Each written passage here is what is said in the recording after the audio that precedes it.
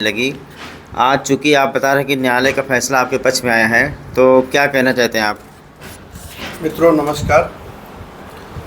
देखिए, आप तो सारी चीज़ों से अवगत थे पूर्व से ही, और उस समय आपने भी बिना मुझे कुछ अवगत कराए खबर चलाया। सच्चाई के करीब आप जाने की सोचे ही नहीं फ़िलहाल, लेकिन चलिए कोई बात नहीं, जो आपको मिला वो ठीक ही था। मैं आपको ये अवगत कराना चाहता हूँ कि पूर्व 1 महीने से मैं कोई ऐसा दरबार नहीं बचा जहाँ इन्होंने मुझे चक्कर न लगवाया हो। थाने पे कप्तान महोदय के यहाँ, सीओ महोदय के यहाँ मेरे इस प्रकरण का सीओ स्तर से जांच हुआ, जिसमें इनके पुत्र, इनकी पुत्रवधू, इनके पुत्रवधू की बहन, इनके पुत्रवधू का भाई, इनका ड्राइवर, सारे लोग पूर्व के एग्रीमेंट में, शायद मैंने आपको अपने वाइट में बताया भी था कि मेरा एग्रीमेंट पूर्व में था, उस एग्रीमेंट को सभी लोगों ने स्वीकार भी किया। और मित्रों, मैं आपको ये बता दूं कि ये एग्रीमेंट कराना या इनकी कोई प्रॉपर्टी लेना मेरा लक्ष्य नहीं था, और ना मेरी कोई ऐसी धारणा ही थी। प्रथम चीज़ तो ये मोहम्मद रोशन खां की दूसरी बीवी हैं। ये धन के लालच में मुझे भी गुमराह कर दी, क्योंकि जब मुझे रोशन खां चचा पीजीआई ट्रामा सेंटर लखनऊ में मिले थे, तब मैंने उनको प्राथमिक उपचार हेतु जो 1.5 लाख रुपया दिया था, आइकॉन हॉस्पिटल में एडमिट करवाया था, वो ये मेरा इनका वार्ता था कि मतलब जब ये स्वस्थ हो जाएंगे तो आप मुझे मेरा पैसा दे दीजिएगा।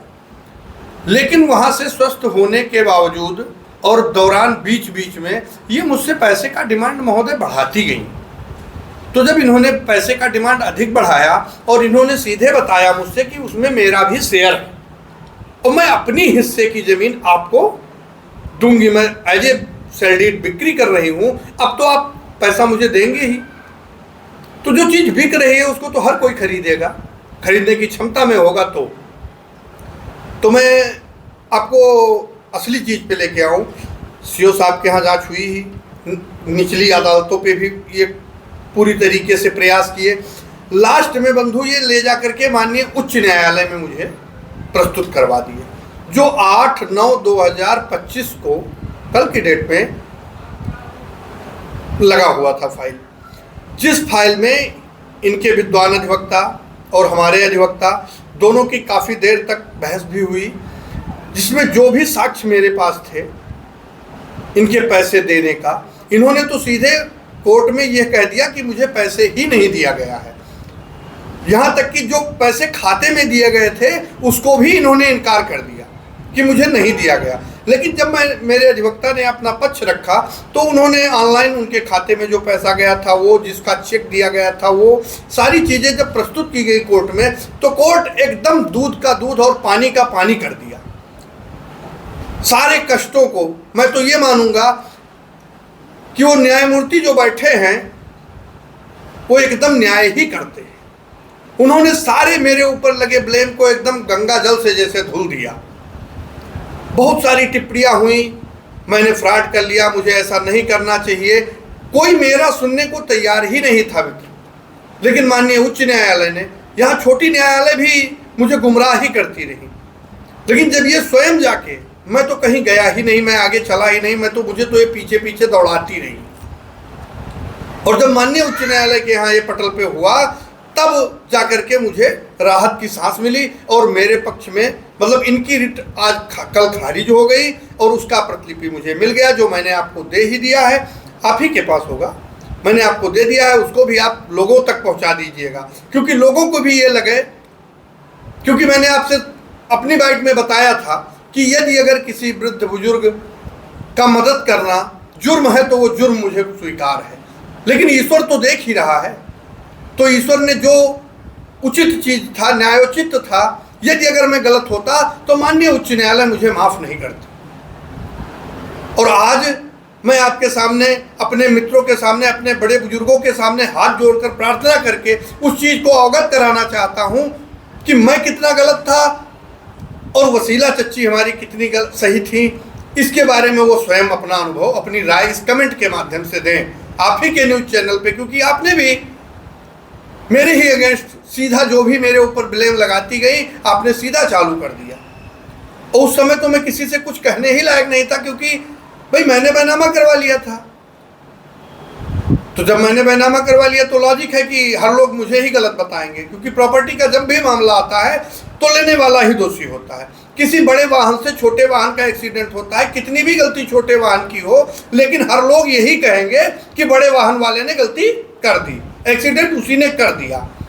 तो विक्रय उन्होंने किया, उन्होंने ये भी लगाया कोर्ट में भी, मतलब उनके विद्वान अधिवक्ता ने यह भी ध्यान नहीं दिया, उन्होंने ब्लेम लगाया 2 मिनट में बैनामा मैंने करवा लिया। महोदय, आज की डेट में 4 OTP जाती है तब एक ऑनलाइन होता है। 2 पौने 3 घंटे की गैप में उस बैनामे के दौरान मोहम्मद रोशन खां के लड़के गुड्डू खां और इकौना देहात के ग्राम प्रधान और इकौना देहात के कुछ 2-4 वरिष्ठ जन सब लोग मौके पे थे। 2 घंटे के बीच बाद में मेरा बैनामा हुआ है और उसको 2 मिनट में बताया गया, जबकि जो ऑन रिकॉर्ड है माननीय उच्च न्यायालय तो इसको तुरंत वहीं पे कह दिया कि बंधु आप देखिए ये 2 मिनट नहीं 2 घंटे का डिस्टेंस। तो जो ये आपके ऊपर आरोप लगाया गया, तरह तरह के आपके ऊपर आपकी छवि खराब करने की कोशिश की गई, तो इसमें क्या मतलब किसका हाथ है?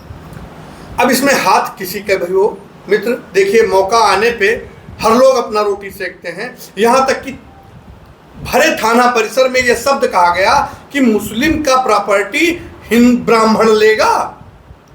ये हमारे कुछ सम्मानित जो अपने आप को मतलब सिद्ध करते हैं कि मैं समाज में एक सम्मानित व्यक्ति हूँ, समाज का एक अगुआ हूँ अपने समुदाय का, उन्हीं लोगों के जुबानी ये चीज़ थाना प्रांगण में मुझसे मेरे ऊपर कहा गया। उस थाना प्रांगण में मुझे 300 लोगों ने घेर के रखा था और मैं और मेरा ड्राइवर था, मैं 2 ही लोग वहाँ पे था। लेकिन न्याय होता है मित्र, न्याय मुझे मिलना था। इसी की वजह से आज तक ये बहुत प्रयास किए मेरे ऊपर मुकदमा लिखवाने का, मेरा बैनामा कैंसिल करवाने का, सारी चीज़ों इन्होंने किया। मैं आपको रिट की भी कापी पूरी दे दूंगा। बैनामा खारिज से लेके और फ्रॉड तक का सारा ब्लेम मेरे ऊपर लगाया, लेकिन एक ही दिन में ईश्वर जो करता है वो सत्य करता है भाई। एक ही दिन में माननीय उच्च न्यायालय ने तुरंत दूध का दूध पानी का पानी कर दिया और इनकी याचिका को खारिज करते हुए सीधे इन्हें जो दिशा निर्देश दिया गया वो उनको ऑलरेडी खुद पता होगा, उसके बारे में मैं आपको क्या अवगत कराऊं। और मैं लास्ट में सिर्फ अपनी बात कह के यहीं पे विराम लूंगा कि देखिए मित्रों, किसी के भी बारे में, वो चाहे मैं हूं चाहे कोई थर्ड पर्सन हो, किसी के भी बारे में यदि अगर उल्टा सीधा ब्लेम लगने लगे तो उसके भी पक्ष को सुना जाए, उसको भी जाना जाए, फिर उस पर कमेंट किया जाए या राय दिया जाए या गली चौराहे पे बात की जाए। ऐसा नहीं होता है कि एक पक्ष 101% गलत होगा और दूसरा 101% सही होगा। इन्हीं शब्दों के साथ मैं आप लोगों को नमस्कार, वंदन, अभिनंदन, प्रणाम करते हुए ये कहना चाहूँगा, यदि अगर मैं इसमें भी गलत होऊंगा तो अपनी राय कमेंट में ज़रूर दीजिएगा माननीय नफीस भैया के चैनल पे, क्योंकि ये भी बिना जाने ही मेरे बारे में चला चुके हैं। नमस्ते।